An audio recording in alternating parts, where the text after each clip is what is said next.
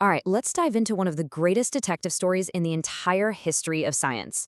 We're talking about the race to uncover the blueprint of life itself, DNA. I mean, really think about that for a second.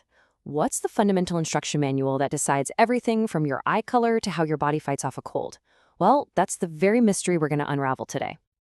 So, our story really kicks off back in the early 20th century. Scientists knew something was being passed down from parents to their kids, from one generation to the next.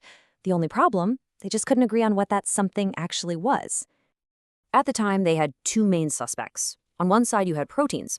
And honestly, they were the favorite. I mean, proteins are incredibly complex, right? They're built from 20 different building blocks, and they do just about everything in our cells. They seemed like the obvious candidate.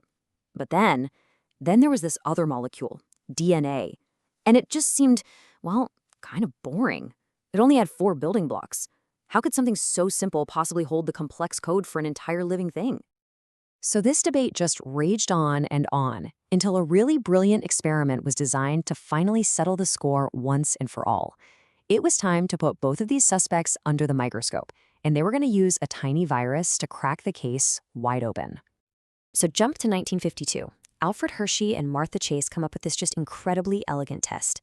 They decide to use something called a bacteriophage, which is literally a virus that infects bacteria, to figure out what the virus was injecting into the cell to make copies of itself. Was it the protein code on the outside or the DNA core on the inside? Okay, so here's how they did it, and this is just genius. First, they made two different batches of this virus. In one batch, they tagged the protein coats with radioactive sulfur.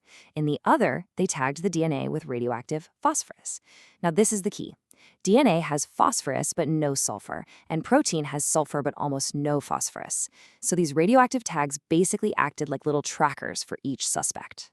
Then, they let the viruses infect a bunch of bacteria, threw them in a blender to knock the viruses off the outside of the cells, and then they just checked to see which tracker actually made it inside.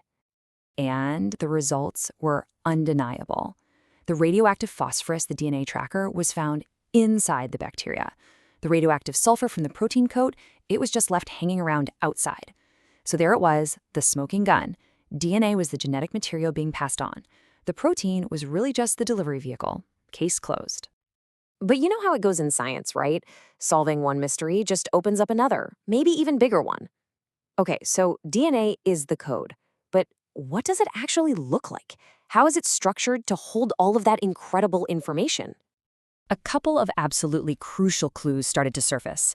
First, a brilliant scientist named Rosalind Franklin used a technique called X-ray crystallography to take a picture of DNA, and it suggested the molecule was a spiral, a helix. Around the same time, another scientist, Erwin Chargaff, found this really weird but super consistent pattern. In DNA, the amount of the chemical base A always seemed to match the amount of T, and the amount of G always matched the amount of C. The puzzle pieces were finally on the table. And then, in 1953, James Watson and Francis Crick put all those pieces together. They proposed the iconic structure we all know today, the double helix. They figured out that Franklin's helix was actually two strands coiled around each other like a twisted ladder. And the rungs of that ladder, well, that's where Chargaff's rules came in. A always pairs with T, and C always pairs with G. It was this beautiful, elegant structure that perfectly explained everything they knew about the code of life. Okay, so now we know DNA is this long, helical code. But this leads to what seems like an absolutely impossible engineering problem. How in the world do you fit a massive amount of information into an impossibly small space? I mean, get this for a second. If you were to take all the DNA from just one of your cells and stretch it out, end to end, it would be about 2 meters long. That's taller than most people. And all of that, all 2 meters of it, has to be crammed inside the cell's nucleus, which is only about 10 micrometers across. I mean, that is a space way, way smaller than the width of a single human hair. How is that even possible? Well, nature's solution is just a masterclass in packaging. It happens in these incredible stages. First, the DNA string wraps itself around these proteins called histones, which makes it look kind of like beads on a string. Then, that string of beads gets coiled up into an even thicker fiber. And finally, that fiber itself is looped and folded and attached to a protein scaffold, squishing it down even more. It's just an incredible feat of biological engineering. So you see, cracking the code was really just the beginning.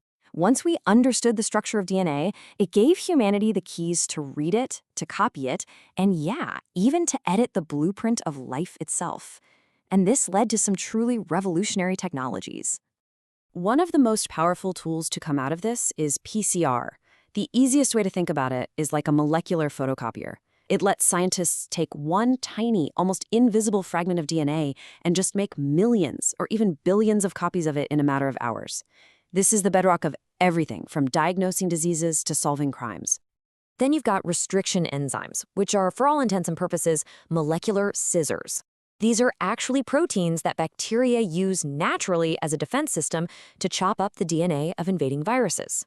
Well, scientists figured out how to harness these little scissors to cut DNA at very specific, predictable places. That lets them isolate genes or even stitch together DNA from totally different organisms.